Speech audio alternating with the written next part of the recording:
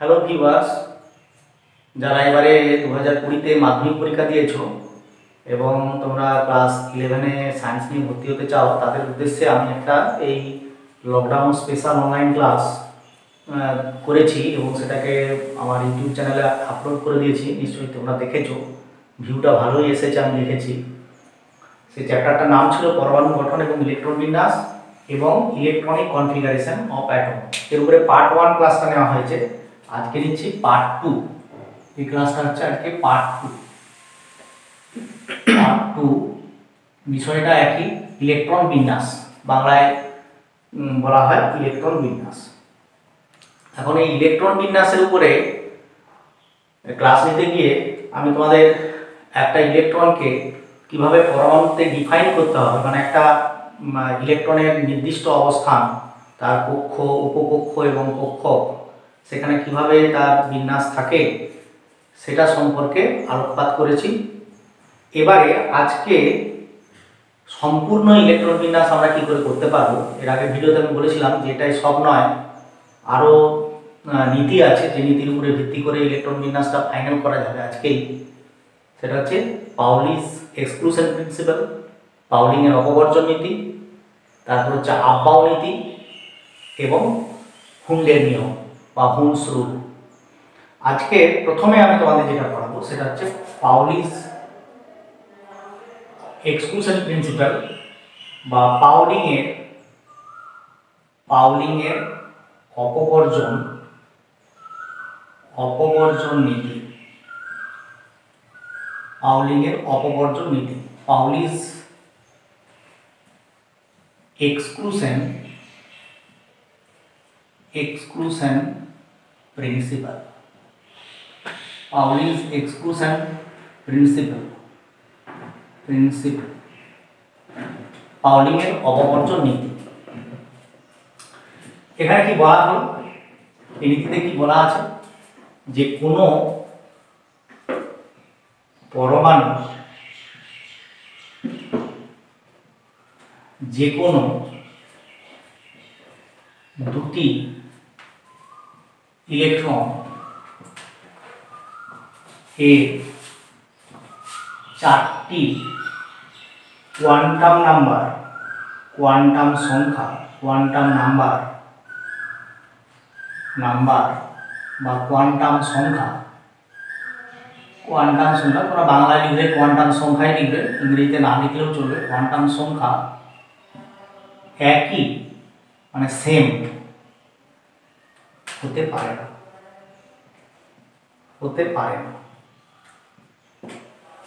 পাউলিস exclusion প্রিন্সিপালে কি বলা হলো যে কোনো পরমাণু যে কোনো দুটি ইলেকট্রনের চারটি কোয়ান্টাম সংখ্যা কখনো এক হতে পারে না।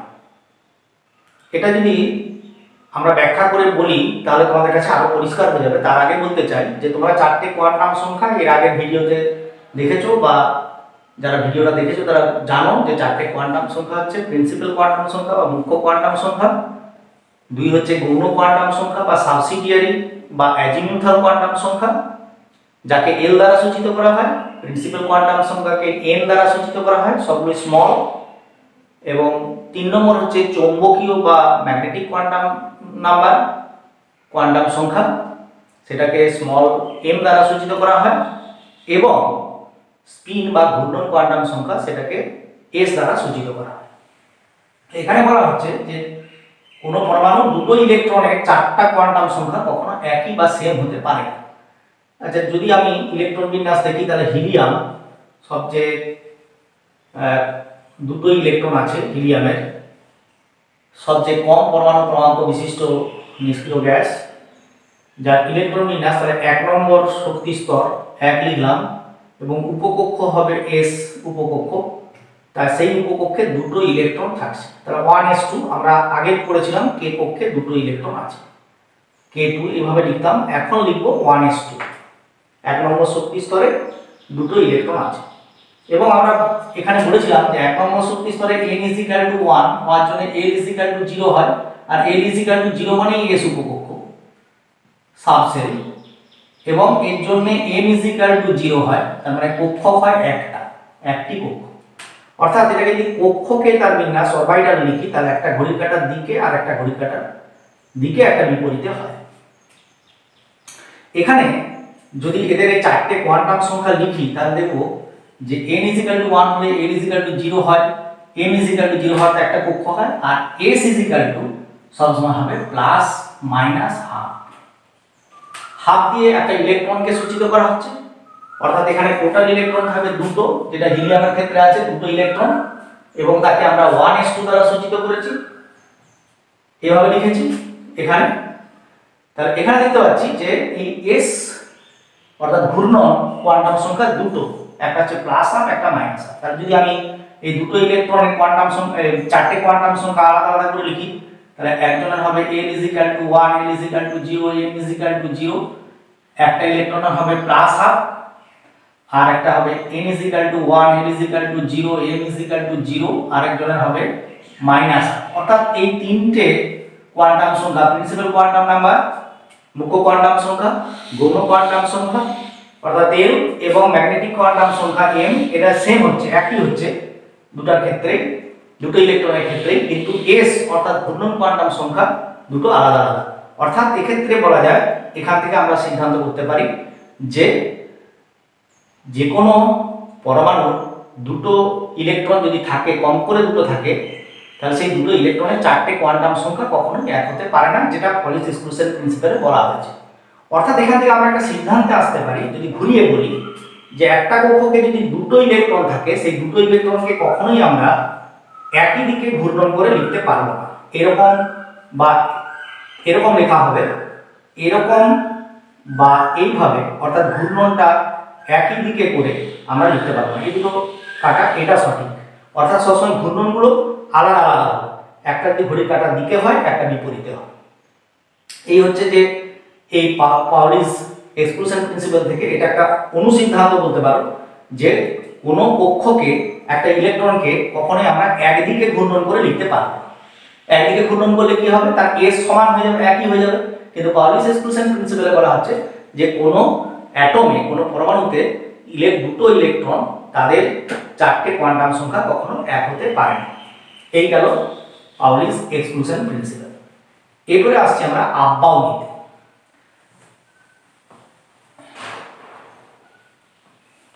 এরপরে আসবো আব্বাউ নীতি। আব্বাউ নীতিতে কি হচ্ছে, আব্বাউ মানে, এখানে আব্বাউ কিন্তু কোনো বিজ্ঞানীর নাম নয়। আব্বাউ, আব্বাউ নীতি, আব্বাউ নীতি। আব্বাউ একটা জার্মান শব্দ, এটা একটা জার্মান শব্দ, জার্মান শব্দ আব্বাউ, যার মানে হচ্ছে যে to build up, to build up, to build up মানে গড়ে তোলা, এক এক করে গড়ে তোলা।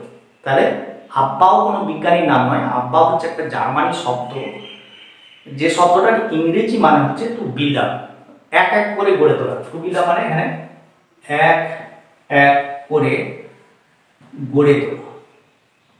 ঠিক যেমন একটার পর একটা ইট চাপিয়ে মশলা দিয়ে বড় বড় বিল্ডিং গড়ে তোলা হয়, ঠিক সেরকম। আব্বাউ নীতিতে কি বলা হচ্ছে, যে এই উপকক্ষ, যে বললাম যে আমরা এর আগের ভিডিওটা দেখেছি, যে যতগুলো n হবে, n যদি 1 হয়, অর্থাৎ মুখ্য কোয়ান্টাম সংখ্যা 1 হলে সেখানে উপকক্ষের সংখ্যা হবে একটাই, সেটা হচ্ছে 1s। তারপরে এখানে 2 হলে কি হবে, দুটো হবে উপকক্ষ, একটা হবে 2s, একটা হবে 2p। যদি n = 3 হয়, তাহলে তার উপকক্ষ হবে 3s, 3p, 3d, অর্থাৎ তিনটে।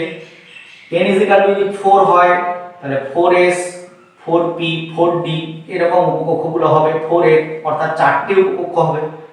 তো এই যে উপকক্ষগুলো আমরা পরপর বলে যাচ্ছি, এই উপকক্ষে ইলেকট্রনগুলো কিভাবে ভর্তি হবে, কি আগে কোন উপকক্ষ আগে ভর্তি হবে, কোন উপকক্ষ পরে ভর্তি হবে, সে সম্পর্কিত যে নিয়ম, সেটাই হচ্ছে এখানে বলা হয়েছে।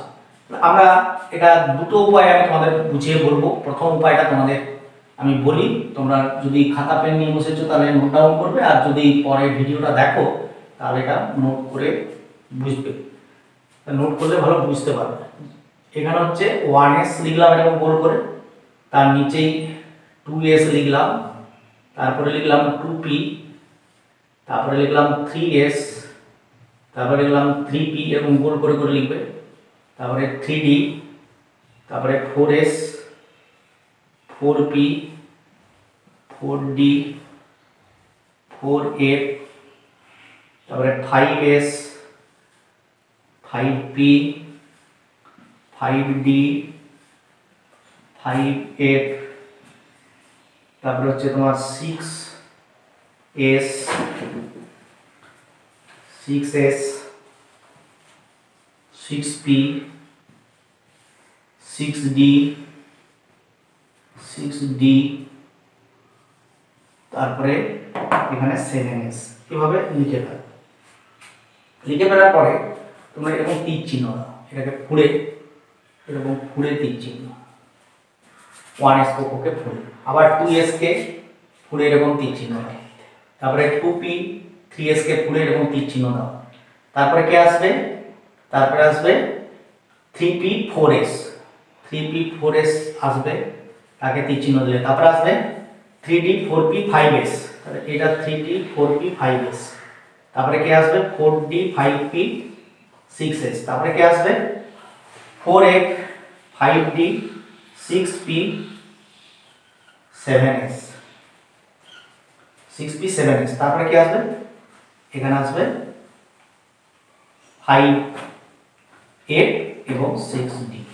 এইভাবে এরকম দাগ দিবে। তারপর কি করলে?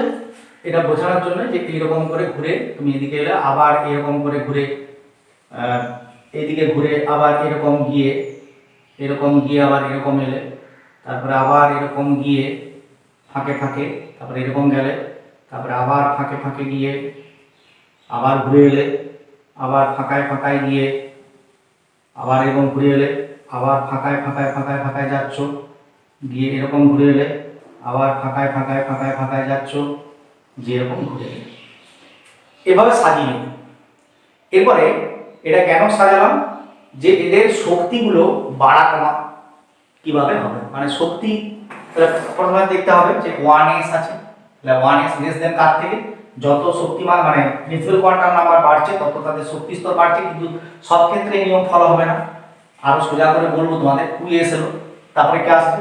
তারপরে আসছে, তারপরে দেখো এই দিক থেকে আমরা যাচ্ছি, তাহলে 2s এর পরে 2p, 2p, তারপরে কে আসছে?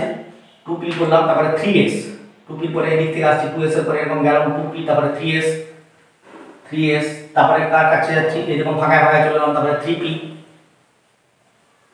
তারপরে আবার ফাঁকায় ফাঁকায় গিয়ে 3p এর পরে কে আসছে? 4s, তারপরে 3d,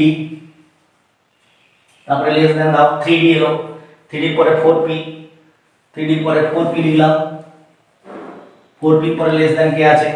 4p পরে আছে 5s, তাহলে 5s লিখলাম, তারপরে লেস দেন করো, 5s থেকে গেলাম 4d, 4d তে গেলাম, তারপরে কে আছে? 5p, 5s লিখলাম, তারপর 4d, তারপরে 5p, তারপরে লেস দেন করলাম 5p পরে 6s, 6s এলাম, 6s এলাম, তারপরে কে আছে? 6s এর পরে দিকে যাচ্ছি 4f, 4f এর পরে কে আছে? 5d, 4f এর পরে 5d, তারপরে কে আছে? 5d পরে 5d পরে আছে 6p, 6p, তারপরে কে আছে? 7s, তারপরে লেস দেন লিখলাম, আবার 7s এর পরে কে আছে? এদিক দিয়ে এলাম ফাঁকায় ফাঁকায়, এসে 5f কে পেলাম, তারপরে কে আছে? 6d। এইভাবে আমরা নিয়মটা শিখলাম যে এটা একটা প্রসেস, যে প্রসেসের মধ্যে দিয়ে আমরা জানতে পারবো কার আগে ইলেকট্রন ভর্তি হবে, যে নিম্ন শক্তিতে আছে তার আগে ভর্তি হবে, অর্থাৎ আগে 1s ভর্তি হবে, ভর্তি হয়ে বাড়তি হলে 2s এ যাবে, তারপর বাড়তি হলে 2p তে যাবে, তারপরে 3s এ যাবে, তারপরে 3p তে যাবে, তারপরে 4s, তারপরে 3d, তারপরে 4p, তারপরে 5s, তারপরে 4d, 5p এটসেট্রা। এটা একটা বোঝার উপায়, ইলেকট্রনগুলোকে কি করে ভর্তি করব। আরেকটা বোঝার উপায় হচ্ছে, সেটা হচ্ছে n প্লাস l তত্ত্ব। n প্লাস l, এটা আমি মুছে দিলাম, মুছে দিয়ে লিখলাম যে n প্লাস l এর নিয়ম, অর্থাৎ n মানে হচ্ছে প্রিন্সিপাল কোয়ান্টাম সংখ্যা, আর l মানে হচ্ছে গৌণ কোয়ান্টাম সংখ্যা। এই দুটো যোগফল সেখানে দেখবো। যেমন ধরো তুমি এখানে 1s 2s 2p আছে, তারপরে 3s 3p পর্যন্ত ঠিকই আছে সিরিয়াল। এখন 4s আর 3d এই দুটো দেখো 3d আমার মানে 3 নম্বর শক্তি স্তর, তার মানে প্রিন্সিপাল কোয়ান্টাম সংখ্যা 3 আর এর হচ্ছে প্রিন্সিপাল কোয়ান্টাম সংখ্যা 4। মনে হতে পারে এটা আগে ফিলআপ হবে, কিন্তু n প্লাস l নিয়মে বলা হচ্ছে n প্লাস l এর নিয়ম এই দিয়ে যদি আমরা মনে রাখি তাহলে আমরা সহজে মনে রাখতে পারবো যে কোনটা আগে ফিলআপ হবে। দেখো এখানে n এর মান হচ্ছে 4 আর s উপকক্ষে সব সময় l সমান 0। আমরা মনে বলেছি যে l সমান 0 হলে s উপকক্ষ, এগুলো তোমাদের মনে রাখতে হবে। s উপকক্ষ, l সমান 1 হলে p উপকক্ষ, l সমান 2 হলে d উপকক্ষ, l সমান 3 হলে এটা d উপকক্ষ, এটা a উপকক্ষ। এটা আমাদের মনে রাখতে হচ্ছে। তাহলে l সমান s মানে l সমান 0, তাহলে এখানে n প্লাস l কত হচ্ছে, n প্লাস l 4 প্লাস 0 4, এটা 4। আর 3 নম্বর 3d সে মানে উপকক্ষ, সেখানে দেখো n 3 আর d কখন হয় না l 2 হলে তখন d উপকক্ষ হয়, d উপকক্ষ হয়। তাহলে এখানে l এর মান হচ্ছে 2, তাহলে এখানে n প্লাস l সমান কত না 3 প্লাস 2 সমান কত 5। তাহলে যেখানে n প্লাস l টা বেশি হবে সেখানে ইলেকট্রন আগে যাবে না, আগে যেখানে কম হবে সেখানে ইলেকট্রন আগে যাবে। যদি তোমার একই রকম হয়ে যায় 3d এবং 4p, 3d আর 4p যদি যোগফল এক হয়, এটা বললাম যে যোগফল যদি যা কম হবে n প্লাস l যা কম হবে সেটা হচ্ছে এখানে 4 হচ্ছে, তাহলে a আগে 3d 4s ফিলআপ হবে, তারপরে এর যেহেতু n প্লাস l 5 হচ্ছে তাহলে 3d পরে হচ্ছে। ওইভাবে আব্বাও নীতিতেও যেভাবে আমরা ওই গোছালাম সাজালাম দিয়ে সেখান থেকে তীর চিহ্ন দিয়ে দেখলাম সেভাবেও একই আসছে। এখন যদি এরকম 3d এর ক্ষেত্রে কি হবে, n সমান 3, l সমান কত, d এর ক্ষেত্রে বলেছি 2 আর এখানে n সমান হচ্ছে 4, যেহেতু এটা প্রিন্সিপাল কোয়ান্টাম সংখ্যাকে বোঝায়। আর p এর ক্ষেত্রে l সমান 1, l সমান 1 এখানে না লিখে এখানটা লিখছি n সমান l সমান 1। তাহলে এর যোগফল হচ্ছে n প্লাস l 5 আর এখানেও n প্লাস l হচ্ছে 5। তাহলে একটু আগে আমি বললাম যে n প্লাস l যার কম হবে তার ইলেকট্রন আগে ফিলআপ হবে, যার n প্লাস l বেশি হবে তার পরে হবে।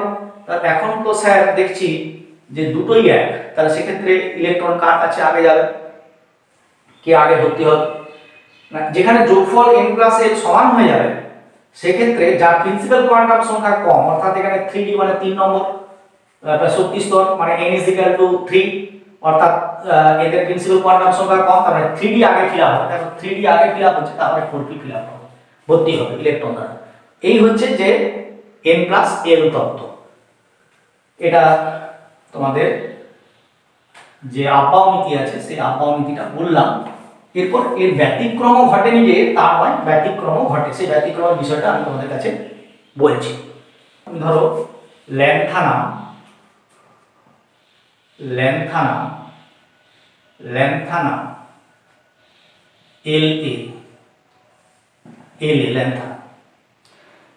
এর হচ্ছে পরমাণু ক্রমাঙ্ক হচ্ছে 57, La এটা 57 তাহলে ইলেকট্রন বিন্যাসটা লেখা হয় জেননের যে ইলেকট্রন স্ট্রাকচার যে Xc, আমি তোমাদের ইলেকট্রন বিন্যাস বোঝানোর সময় বলে দেবো কিভাবে Xc টা আসছে। তারপরে 4f1 5d0 6s2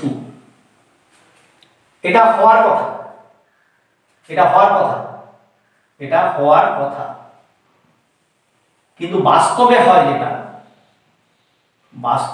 হয় সেটা হচ্ছে এর ইলেকট্রন বিন্যাস হয় Xc টা থাকে যেমন আছে 4f হয় 0, 4f 0 হয়, 5d হয় 1 এবং 6s2 থাকে। এটা বাস্তবে হয়, ওটা হয় না।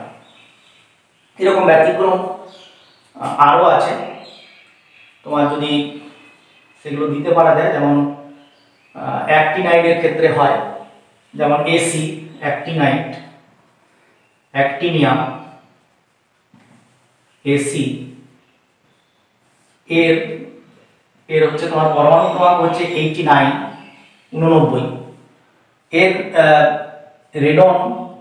রেডনের পরে এর যে ইলেকট্রন বিন্যাস হওয়ার কথা হচ্ছে 5f1 6d0 এবং 7s2 হওয়ার কথা, এটা হওয়ার কথা, এটা কিন্তু হয় না। বাস্তবে যেটা হয়, এই ব্যতিক্রম যখন ব্যাখ্যা করব তখন অন্য জায়গায় অ্যাক্টিনাইড স্টেজ নিয়ে পড়ানো হবে, কিন্তু হয় কি না রেডনটা থাকে, রেডনের যে ইলেকট্রনিক গঠনটা যেমন আছে 5f টা হয় 0, 6d টা হয় 1 এবং 7s2 হয়, এটাই হয় তার ইলেকট্রন বিন্যাস। এরকম ব্যতিক্রম আছে, কিন্তু আমরা অধিকাংশ মৌলের ক্ষেত্রে n+l তত্ত্ব এবং পাউলিং এর এই আবাবের যে উপকক্ষগুলোর শক্তি বিন্যাস দেখালাম সেভাবেই আমরা ইলেকট্রন বিন্যাস লিখি। এরপর আসছি আমরা হুন্ডের নিয়ম, হুন্ডের নিয়ম 3 নম্বরে যেটা আসছে, যেটার উপর ভিত্তি করে সেটা হচ্ছে হুন্ডের নিয়ম। হুন্ডের নিয়ম এটা হলো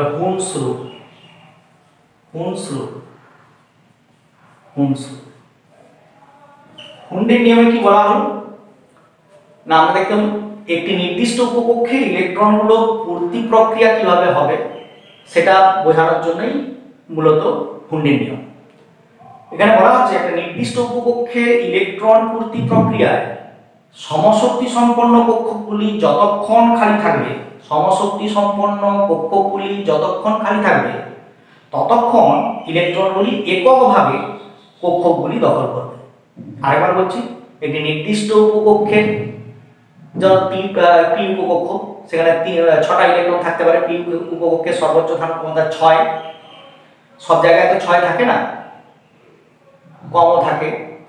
তো সেই উপকক্ষে ইলেকট্রন পূর্তি প্রক্রিয়ায় যখন ইলেকট্রন ভর্তি হবে সেই প্রসেসে সমশক্তি সম্পন্ন কক্ষগুলি মানে একই শক্তি বিশিষ্ট কক্ষগুলি যতক্ষণ খালি থাকবে ততক্ষণ ইলেকট্রনগুলি এককভাবে থাকবে, একটি করে থাকবে, তারপরে তারা জোড়বদ্ধ হবে এটা, এবং তার ঘূর্ণনটাও একই দিকে থাকবে।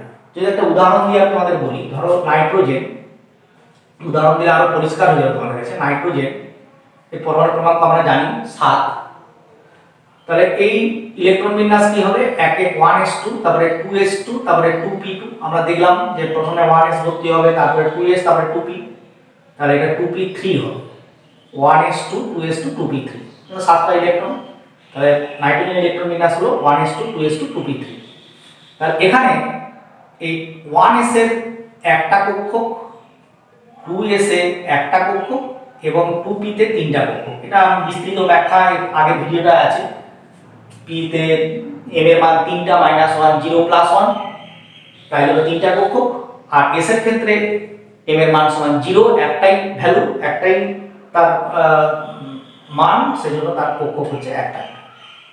আর এখানে যেহেতু দুটো ইলেকট্রন আছে, এই দুটো ইলেকট্রন এরা ঘড়ি কাঁটার দিকে বিপরীতে হয়ে থাকবে, জোড়বদ্ধ অবস্থায় থাকবে, কিন্তু এখানে 3টে ইলেকট্রন আছে। 3টে ইলেকট্রন কিভাবে থাকবে, এরকম তো রাখতে পারি আমরা, এরকম করে এরকম করে এরকম। অর্থাৎ একটা কক্ষকে px এ যদি আমরা দুটো ইলেকট্রন রাখি আর py এ একটা, তাহলে কি ঠিক হবে? হুন্ডের নিয়ম অনুযায়ী এটা ঠিক নয়,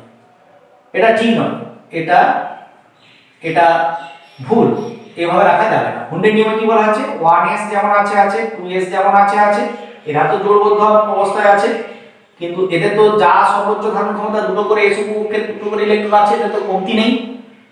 p উপকক্ষে 3টা ইলেকট্রন আছে, এই 3টাই সমশক্তি সম্পন্ন, px, py, pz, কারণ এদের প্রত্যেকের শক্তি স্তর হচ্ছে একই, 2p শক্তি স্তর। সমশক্তি সম্পন্ন কক্ষ বলা হচ্ছে যে একটা নির্দিষ্ট উপকক্ষ, এখানে 2p, তার সমশক্তি সম্পন্ন কক্ষ মানে px, py, pz, যখন ইলেকট্রন ভর্তি হবে তখন তারা ওই কক্ষগুলোকে পূরণ করবে কিভাবে না, তাদের স্পিনটা হবে একই দিকে। অর্থাৎ 3টে আছে, এরকম জোড়বদ্ধ থাকবে না, আগে 1টা 2টো 3টে ফিল আপ করবে একই দিকে স্পিন করে, এটা হবে ঠিক। যদি অক্সিজেনের ক্ষেত্রে বলি OH, তাহলে 1s2, 2s2, 2p4, 8টা ইলেকট্রন, তাহলে এর 1s, 2s, 2p-তে তিনটাই ঘর, 1 2 3। এখানে যেমন এদের তো ম্যাক্সিমাম ইলেকট্রন আছে, অর্থাৎ দুটো করে ভর্তি আছে, এর একটা দুটো তিনটে ইলেকট্রন আগে একটা একদিকে স্পিন করে একদিকে ঘূর্ণন করে ভর্তি করে দিলাম। বার্তা রইল একটা ইলেকট্রন বাড়তি এক্সট্রা, সেটা আবার প্রথম থেকে ফিল আপ হয়ে যাবে, অর্থাৎ প্রথম থেকে জোড়বদ্ধ হবে। কেউ যদি এরকম করে দেয়, মাঝে করে দেয় বা শেষে করে দেয়, সেটা কিন্তু ঠিক হবে না, সেটা ভুল হয়ে যাবে। তাহলে এই হচ্ছে যে হুন্ডের নিয়ম, যা তোমাদের আমি জানালাম, সংক্ষেপে বললাম, নিশ্চয়ই তোমরা বুঝতে পারছো। এইবার তোমাদের আমি কয়েকটা মৌল তাদের পরমাণুর যে ইলেকট্রন বিন্যাস 1 থেকে 30 পর্যন্ত তোমাদের করে দেখাচ্ছি, এটা তোমরা প্র্যাকটিস করো। 1 থেকে 30। তাহলে প্রথম হচ্ছে মৌলের নাম, এখানে হচ্ছে পরমাণু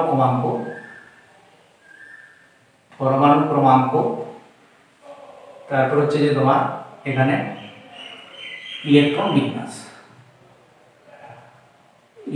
বিন্যাস কিভাবে হবে, এটা ছকটা তোমরা যখন পড়বে, বাড়িতে যখন ভিডিওটা দেখবে, তখন ছকটা টেনে নিয়ে দেখবে। 1 হাইড্রোজেন, H পরমাণু ক্রমাঙ্ক 1 এবং ইলেকট্রন বিন্যাস হবে 1 নম্বর শক্তি স্তরে একটা ইলেকট্রন। তার মানে কক্ষকের বিন্যাস এরকম করে থাকবে, একদিকে স্পিন। 2 হচ্ছে হিলিয়াম হচ্ছে নিষ্ক্রিয় গ্যাস, যার চিহ্ন হচ্ছে He, এর হচ্ছে 2 পরমাণু ক্রমাঙ্ক, তাহলে ইলেকট্রন বিন্যাস হবে 1s2, সর্বোচ্চ ধারণ ক্ষমতা 2, তাহলে দুটো স্পিন দুদিকে হবে ইলেকট্রন। যদি বলি এবারে লিথিয়ামের 3,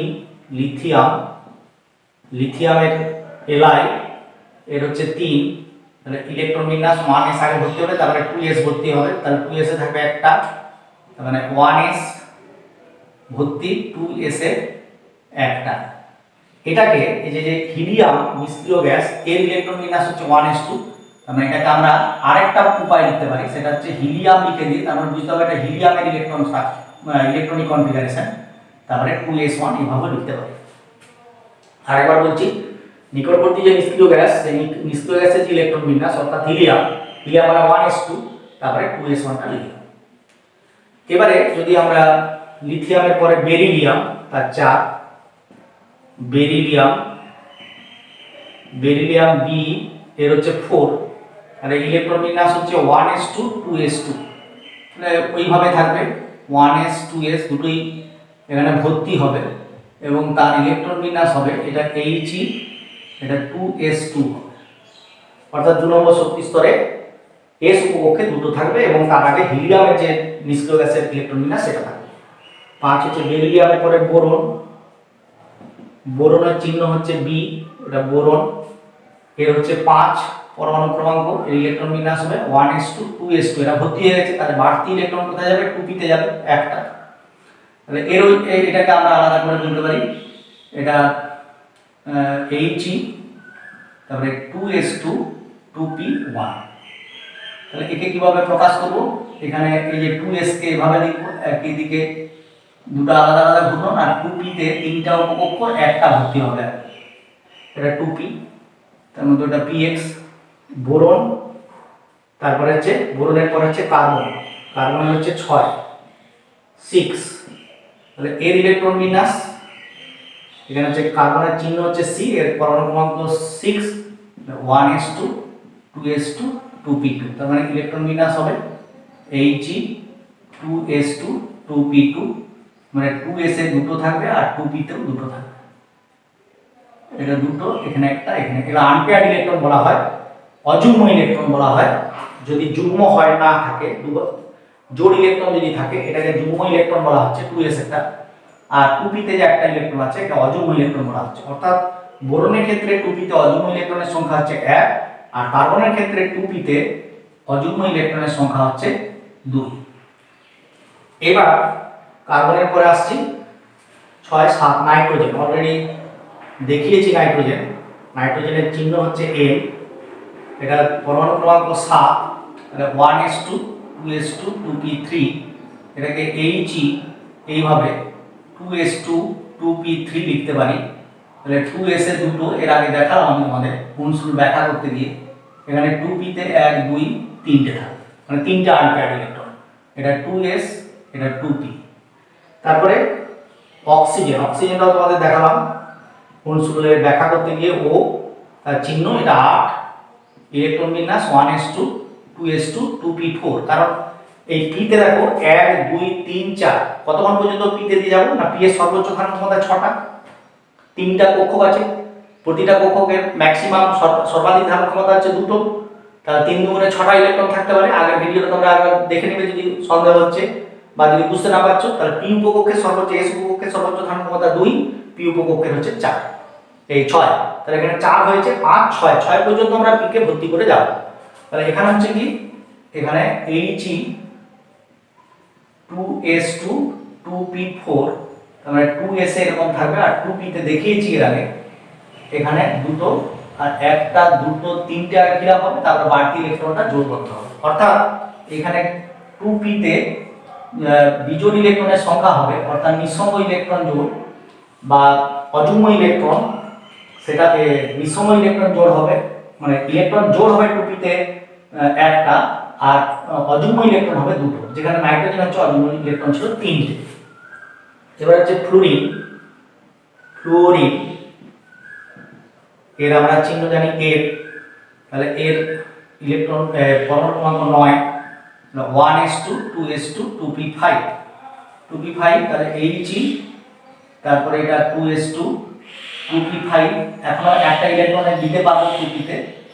তাহলে এখানে 2p তে হচ্ছে কি, আগে তিনটে আলাদা আলাদা অযুগ্ম অবস্থায় থাকবে, তারপরে আরো দুটো বাকি আছে, তাহলে এখানে অযুগ্ম ইলেকট্রন হলো একটা 2p তে, ক্রমশ কমছে।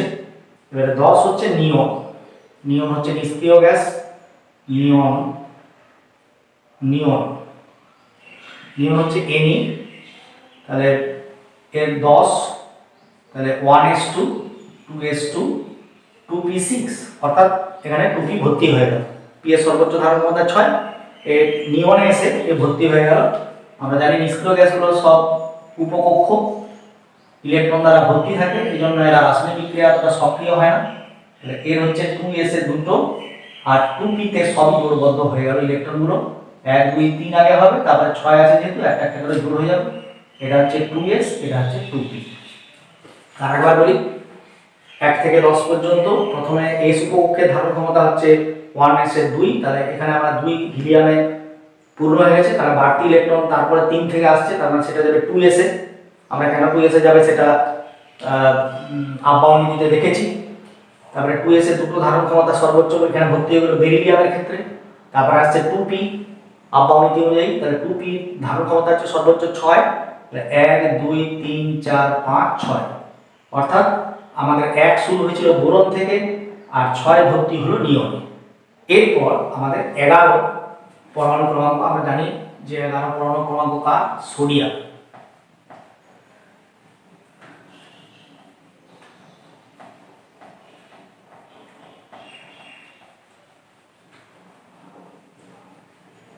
এরপরে আমাদের 11 সোডিয়ামের ল্যাটিন নাম হচ্ছে নাট্রিয়াম, আমরা ছোটদের বেলায় পড়েছি, Na তে সেজন্য তার সংকেত Na, পরমাণু ক্রমাঙ্ক 11, তাহলে ইলেকট্রন বিন্যাস হবে 1s2 2s2 2p6, অর্থাৎ নিয়নের মতো।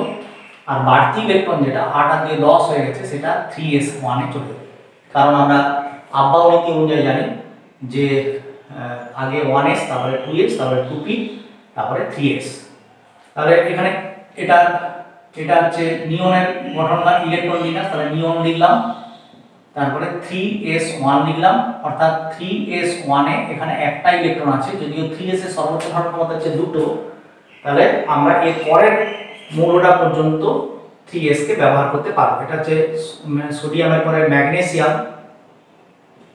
ম্যাগনেসিয়াম Mg, তার পরমাণু ক্রমাঙ্ক হচ্ছে 12, ইলেকট্রন বিন্যাস 1s2 2s2 2p6 3s2, তার মানে নিয়ন, তারপরে 3s2, তার মানে এখানে অযুগ্ম ইলেকট্রন থাকে না, এখানে সব যুগ্ম ইলেকট্রন থাকে। সোডিয়ামের ক্ষেত্রে 3s এর একটা অযুগ্ম ইলেকট্রন থাকে। এরপর যাব 13 নাম্বার। 13 মানে হচ্ছে অ্যালুমিনিয়াম। অ্যালুমিনিয়াম, অ্যালুমিনিয়াম Al চিহ্ন, পরমাণু ক্রমাঙ্ক 13, 1s2 2s2 2p6 3s2, 3s উপকক্ষ ভর্তি হয়ে গেছে এখানে। 3s এর পরে আছে 3p, 3p তে একটা ইলেকট্রন। তার মানে এর নিয়নের মানে বিন্যাসটা লিখব, তারপরে 3s2 তারপরে 3p1, অর্থাৎ এখানে 3s ভর্তি আর 3p তে তিনটার মধ্যে একটা ইলেকট্রন অযুগ্ম। এটা হচ্ছে 3s, এটা হচ্ছে 3p। এরপর 14 তে হচ্ছে সিলিকন। সিলিকন,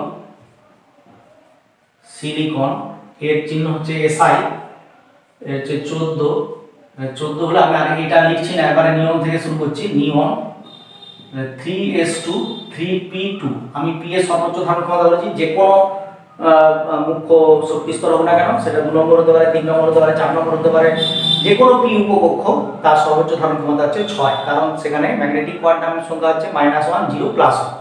তিনটা কক্ষক থাকে, একটা কক্ষকের সর্বোচ্চ ধারণ ক্ষমতা 2, তাহলে 3 গুণে 6, তাহলে 6 পর্যন্ত এখন এটা চালাবো। তার মানে এটা 3s এ থাকবে দুটো ইলেকট্রন আর 3p তে দুটো আনপেয়ার্ড অবস্থায় থাকবে। জোড়বদ্ধ হবে না, কিন্তু ঘূর্ণনের নিয়ম বলেছে আগে আনপেয়ার্ড অবস্থায়, অর্থাৎ একদিকে ঘূর্ণন করে অযুগ্মভাবে ভর্তি হবে এক এক করে সমশক্তি সম্পন্ন কক্ষক। তাহলে এখানে 3p, এটা 3s, 3p তে হচ্ছে এটা 3s, এটা 3p, 3p তে হচ্ছে তার px py pz সমশক্তি সম্পন্ন কক্ষক। সেখানে ইলেকট্রনগুলো আগে এক এক করে অযুগ্মভাবে ভর্তি হবে, বাড়তি হলে আবার তারা জোড়বদ্ধ হবে।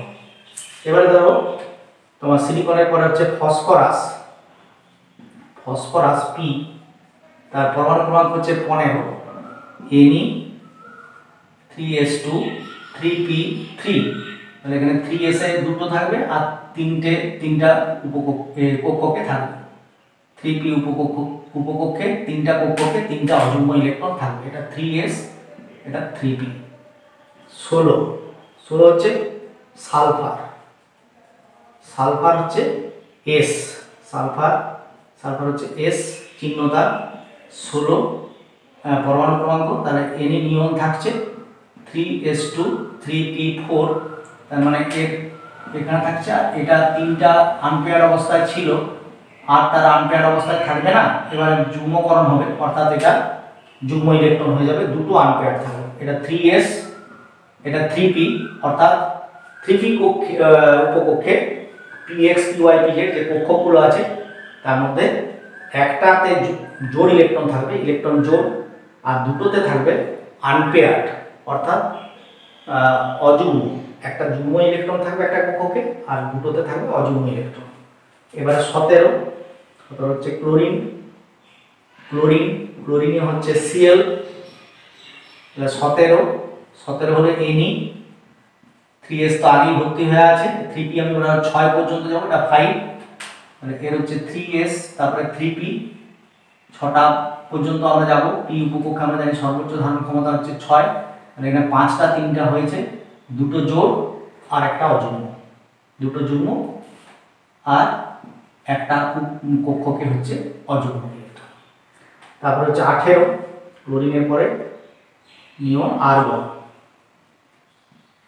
Ar, তার হচ্ছে 18 মানে এখানে এটা নিয়নের এটা আর্গন, তাহলে হচ্ছে 1s2 2s2 2p6 3s2 3p6, তাহলে এখানে সর্ববহিষ্ঠটাই লিখছি। 3s সর্ববহিষ্ঠ কক্ষের যে ইলেকট্রনগুলো আছে দুটো, আর এখানে 6টা আছে, মানে এই 6টাই হচ্ছে 1 2 3 আগে ভর্তি হলো, তারপরে 1 2 3 দুটা দিকে করে জোড়, সবগুলো ভর্তি হয়ে গেছে। অর্থাৎ আর্গনের এখানে সর্ববহিষ্ঠ কক্ষে অষ্টক পূর্তি হয়ে গেছে, সেই জন্য এটা নিষ্ক্রিয় গ্যাস। সবচেয়ে বাইরের কক্ষে যাদের অষ্টক পূর্তি থাকে, হিলিয়াম একমাত্র ব্যতিক্রম নিষ্ক্রিয় গ্যাস হলো, যেটা সবচেয়ে বাইরের কক্ষে দুটো ইলেকট্রন থাকে, তার সবচেয়ে একটাই উপকক্ষ s উপকক্ষ 1s, এবং সেই s উপকক্ষের সর্বোচ্চ ধারণ ক্ষমতা 2, অর্থাৎ সর্বোচ্চ সংখ্যক ইলেকট্রনই হিলিয়ামে থাকে, সেটা সেজন্য নিষ্ক্রিয়। এরপর তোমাদের আসছি 19 19 থেকে শুরু করবো এবারে।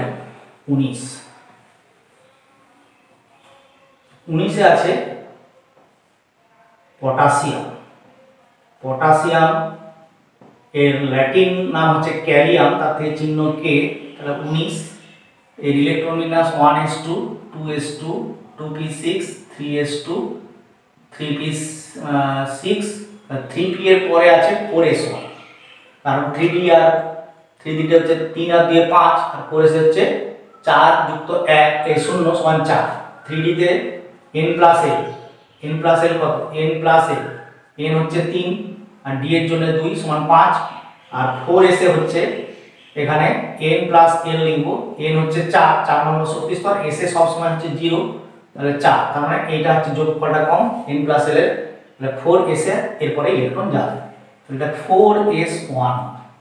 তার মানে এটা ইলেকট্রন বিন্যাসটা এখান থেকে এত দূর পর্যন্ত এটা আমি আর্গনে পেয়েছি, তার মানে এটাকে ar বলে লিখব, আর্গন, তারপরে 4s। এরপর হচ্ছে 20 হচ্ছে ক্যালসিয়াম। 20 ইলেকট্রন বিন্যাস লিখব ক্যালসিয়াম Ca, এর ইলেকট্রন হচ্ছে পরমাণু হচ্ছে 20, তাহলে ar দিয়ে শুরু করছি, আর্গনের ইলেকট্রন বিন্যাস, আর 4s এর তো s এর সর্বোচ্চ ধারণক্ষমতা 2, তারা নতুন উপকক্ষ সংযোজিত করার কোনো দরকার নেই, 4s কে ফিল আপ করে দেবো, তার মানে এটা থাকবে, এটা 4s এ ছিল বিজোড় ইলেকট্রন একটা ছিল, এটা 4s, তাহলে এখানে 4s কি হবে, এখানে 4s হবে জোড়বদ্ধ, অর্থাৎ সর্ববহিষ্ঠ কক্ষে 4s জোড়বদ্ধ অবস্থায় থাকবে। এরপর 21 হচ্ছে স্ক্যান্ডিয়াম। স্ক্যান্ডিয়ামের চিহ্ন হচ্ছে SC, স্ক্যান্ডিয়াম 21 এর ইলেকট্রন বিন্যাস এখানে হচ্ছে ar দিয়ে হচ্ছে স্ক্যান্ডিয়াম। এখানে দেখো, এখান থেকে কিন্তু একটু ব্যতিক্রমী আমি লিখে যাই, 1s2 2s2 2p6 3s2 3p6 3d টা ফাঁকা রেখে 4s এ আমি দুটো ইলেকট্রন দিয়ে রাখছি। দেখো এখানে একটু ব্যাখ্যা করে বলি, এখানে বলেছিলাম যে 3d এবং 4s এর মধ্যে ইলেকট্রন কোথায় রাখবে, যেহেতু এর n প্লাস l হচ্ছে 5 আর এর n প্লাস l হচ্ছে 4 প্লাস 0 সমান হয়ে যাচ্ছে 4, আর এরপর তাহলে 4s এর পরে কি আসছে 4p, তাহলে এর জন্য 3p ফিল আপ হওয়ার পরে, পূর্ণ হওয়ার পরে ইলেকট্রন কিন্তু 3d যায়নি, এখানে যায়নি, যেহেতু যোগফলটা বেশি আছে 5 আছে, 4s যেহেতু কম আছে সেজন্য ইলেকট্রন 4s এ গেছিল, আর 4s তো ক্যালসিয়ামের ক্ষেত্রে ভর্তি হয়ে গেছে, কারণ s এর সর্বোচ্চ ধারণ ক্ষমতা 2 s উপকক্ষে, তাহলে 21 যখন হবে একটা ইলেকট্রন সে যাবে, সেটা কি 4p তে যাবে না 3d তে যাবে, তাহলে এখন দেখি l প্লাস l তত্ত্ব, তাহলে এখানে হচ্ছে n কত 4, এর n হচ্ছে 4 তে n সমান 4 আর l সমান হয়ে যাচ্ছে 1, তাহলে 4n প্লাস l কত হচ্ছে, n প্লাস l হচ্ছে কত না 4 যুক্ত 1 সমান 5, আর এখানেও 3d তে n সমান 3 আর d এর হচ্ছে l সমান 2, তাহলে n প্লাস l হচ্ছে এখানে 5, তাহলে দুজনেরই 5 সমান সমান, তাহলে কি হবে, একটা তো মীমাংসা করতে হবে, সেই মীমাংসায় কি আসা যাবে না, এখানে বলা হলো যে 4p এবং 3d এর মধ্যে প্রিন্সিপাল কোয়ান্টাম সংখ্যা এর হচ্ছে 3 আর এর হচ্ছে 4, মুখ্য কোয়ান্টাম সংখ্যা, অর্থাৎ n এর মান হচ্ছে 3d এর ক্ষেত্রে 3 আর এর ক্ষেত্রে 4, কিন্তু n প্লাস l সমান সমান, সেই জন্য বলা হলো যে যার প্রিন্সিপাল কোয়ান্টাম সংখ্যা কম অর্থাৎ 3d, সেখানে ইলেকট্রন যাবে 4p তে যাবে না, তাহলে এখানে ইলেকট্রন বিন্যাসে যদি 4p লিখে দাও 1 তাহলে কিন্তু ভুল হয়ে যাবে, সেজন্য 3d তে যাবে এবং সেটা 4s ভর্তি করার পরে 3d তে আসবে, কারণ 4s এ আগে গেছে ইলেকট্রন, তারপরে 3d সংযোজিত হয়েছে, তার মানে এখানে আমরা 2 8 10 8 18 দিয়ে 20, এখানে আরেকবার বলছি যে এর হচ্ছে আগে ভর্তি হয়ে গেছে, তারপরে 4p, আমরা 3d এবং 4s এর মধ্যে 4s কে প্রাধান্য দিয়েছিলাম, কারণ n প্লাস l হচ্ছে 4 আর n প্লাস l হচ্ছে 5, তাহলে সেজন্য 4s আগে ভর্তি হয়েছে, তারপরে 3d ভর্তি হবে। কেন 4p তে গেল না, 4p তে n প্লাস l 5 আর 3d তেও 5, এটা সমান হয়ে যাচ্ছে, কিন্তু 3d তে প্রিন্সিপাল কোয়ান্টাম সংখ্যা হচ্ছে 3 আর 4p তে হচ্ছে প্রিন্সিপাল কোয়ান্টাম সংখ্যা 4। তাহলে যেহেতু এর প্রিন্সিপাল কোয়ান্টাম সংখ্যা মুখ্য কোয়ান্টাম সংখ্যা সেটা কম, সেজন্য 3d ফিল আপ হবে, ভর্তি হবে। তারপরে না 4s এর পর, এরপর স্ক্যান্ডিয়ামের পরে টাইটেনিয়াম, টাইটেনিয়াম টাইটেনিয়াম এটা হচ্ছে টিআই, এটা 22 এ আমি আর এটা গোটাটা লিখছি না, একদম পর্যন্ত ডট ডট করে দিলাম। 3 থেকে যেহেতু শুরু হয়েছে 3s2 এখান থেকে লিখছি 3p6 3d4s2, 3d তে একটা ইলেকট্রন এখানে 21 থেকে 22 হয়েছে, তার মানে এখানে 2 এর জায়গা 1 এর জায়গা হয়ে যাবে 2। এরপরে টাইটেনিয়ামের পরে ভ্যানাডিয়াম, ভ্যানাডিয়াম ভ্যানাডিয়াম হচ্ছে v23, তার মানে এর ইলেকট্রন d তে হয়ে যাবে 3, একটা বেড়েছে যেহেতু 4s2, 22 থেকে 23 হয়েছে, তার 2 ছিল, এটা 3 হবে। 24 এ এসে এটা একটা ডবল দাগ দিয়ে রাখবে, এটা একটা এক্সেপশন, এটা হচ্ছে ভ্যানাডিয়ামের পরে ক্রোমিয়াম, ক্রোমিয়াম Cr, তাহলে 24 এটা হচ্ছে 3s2 3p6 3d, এখানে ফাঁকা রাখলাম 4s2 3d তে, তাহলে এখানে বলবেন স্যার এখানে তো একটা করে বার ছিল, তাহলে এখানে আপনি তো একটা করে বাড়ি গেছেন 1 2 3, তাহলে তো 4 হবে, কিন্তু 4 লিখলে ভুল হয়ে যাবে। এটার জন্য ব্যতিক্রমী, এখানে লিখে রাখবেন ব্যতিক্রমী ইলেকট্রন বিন্যাস, ওখানে আমি দুটো দাগ দিয়েছি, স্টার চিহ্ন দিয়ে রাখবে পাশে। হ্যাঁ, যে ব্যতিক্রমী ইলেকট্রন বিন্যাস, এখানে মনে রাখবে যে d এর সর্বোচ্চ ধারণা, d এর কটা কক্ষ আছে, d হচ্ছে l এর মান হচ্ছে -2 -1 0 +1 +2, তোমরা দেখেছো ওখানে, কারণ এর l হচ্ছে 2, তাহলে -l2 +l, তাহলে পাঁচটা কক্ষক 1 2 3 4 5, এক একটা কক্ষকে সর্বোচ্চ ধারণ ক্ষমতা হচ্ছে 2, দুটো করে ইলেকট্রন, তাহলে 5টাতে 5 গুণে 10, 10টা সর্বোচ্চ ধারণ ক্ষমতা। তাহলে 10 এর অর্ধেক কত, 10/2 মানে হচ্ছে 5, এটাকে বলা হয় হাফ ফিল্ড, হাফ ফিল্ড অর্ধপূর্ণ, হাফ ফিল্ড, হাফ ফিল্ড বা বাংলায় বলে অর্ধপূর্ণ। তাহলে ডি উপকক্ষের পূর্ণ থাকতে গেলে কত ইলেকট্রন দরকার, 10টা। তাহলে আধা পূর্ণ মানে অর্ধপূর্ণ হাফ ফিল্ড, তাহলে 10/2 মানে 5টা ইলেকট্রন থাকতে হবে, অর্থাৎ প্রতিটা উপকক্ষে যদি 5টা, প্রতিটা কক্ষকে যদি একটা করে ইলেকট্রন থাকে, তাহলে 5টা কক্ষকে ডি উপকক্ষে ইলেকট্রন থাকবে 5টা। এই 5টা যদি পূর্তি থাকে, অর্থাৎ হাফ ফিল্ড হয়, অর্ধপূর্ণ হয়, আধা ভর্তি হয়, অর্থাৎ ডি উপকক্ষের যে dxy dyz dxz dx2 y2 এবং dz2, এই যে 5টা কক্ষক আছে, 5টা কক্ষে যদি ইলেকট্রনগুলো একই দিকে ঘূর্ণন দিয়ে 5টা ভর্তি থাকে, একই দিকে ঘূর্ণন আছে, অযুগ্ম ইলেকট্রন আছে, তাহলে এটা মোর স্টেবল হয়, মানে বেশি স্থায়ী হয়। সেই জন্য এখানে 4 না দিয়ে এটাকে 5 করে দেওয়া হয়। তাহলে 5 তো কোনো মোট ইলেকট্রন তো আর বাড়ানো যাবে না, তার জন্য এটা হবে 4s1, অর্থাৎ s থেকে একটা ইলেকট্রনকে এখানে যোগ করে দেওয়া হবে।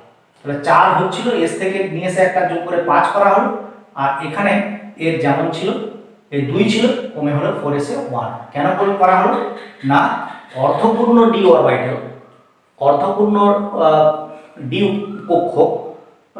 উপকক্ষ হচ্ছে বেশি স্থায়ী অপূর্ণের চেয়ে। এরপর ক্রোমিয়ামের পরে আসবো, ক্রোমিয়ামের পরে আমার আছে ম্যাঙ্গানিজ, Mn, এর হচ্ছে 25 হলে এ যেমন ছিল তেমনই থাকবে, কারণ এখানেও এটা অপূর্ণ অর্ধপূর্ণ, তাহলে একটা বাড়তি ইলেকট্রন কোথায় যাবে, 4s তে ভর্তি করে। তাহলে এখানেও ঠিকই রইল, একই নিয়ম মানলো, যে 4s কে আগে ভর্তি করলো দুটো দিয়ে, অর্থাৎ এখানে 8 আর 2 10, তাহলে বাকি থেকে 5টা ইলেকট্রন, সেই 5টা দিতে গেল, সেটা এখানেও হাফ ফিল্ড অবস্থায় থাকবে। ম্যাঙ্গানিজের পরে কি আছে, আয়রন, আয়রন লোহা আমরা জানি, আয়রন এর চিহ্ন আমরা ছোটবেলা থেকে পড়ে আসছি, ফেরাম থেকে এসেছে এফি, তাহলে 26 হলো, 26 মানে এর ইলেকট্রন বিন্যাস হবে 3s2 3p6 3d6, মানে একটা ইলেকট্রন বেড়ে যাবে 4s2, মানে d এর সর্বোচ্চ ধারণ ক্ষমতা 10, অর্থাৎ আমরা 1 থেকে শুরু করেছি 10 পর্যন্ত যাব, 10 পর্যন্ত সে নিতে পারবে। তাহলে 7, 27-এ আসছে কি 27, 27-এ আছে আয়রনের পরে কোবাল্ট, কোবাল্ট কোবাল্ট CO, এর হচ্ছে 27, 27 মানে এও নিতে পারবে কত না 3s2 3p6 3d7 4s2, তাহলে এর 7টা হবে। 6টা ছিল আয়রনের, তাহলে কোবাল্টের হলো 7টা। কোবাল্টের পরে নিকেল, নিকেল কোবাল্ট নিকেল,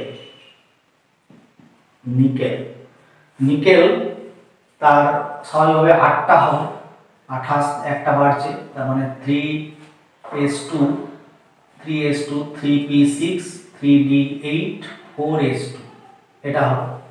এরপরে আমরা যাব 29 আর 30। আজকে 29 আর 30 দিয়ে তোমাদের শেষ করব। সেটা হচ্ছে কি তোমাদের এই পাঠদান পর্ব শেষ করব আমি। তাহলে 29-এ হচ্ছে কপার, তামা, এর চিহ্ন হচ্ছে সিউ, কিউপ্রান থেকে কপার এসেছে, ল্যাটিন শব্দ। তার ইলেকট্রন বিন্যাস, তার পরমাণু ক্রমাঙ্ক কত 29, 29 হলে ইলেকট্রন বিন্যাস কি হবে 3s2 3p6 3d 4s।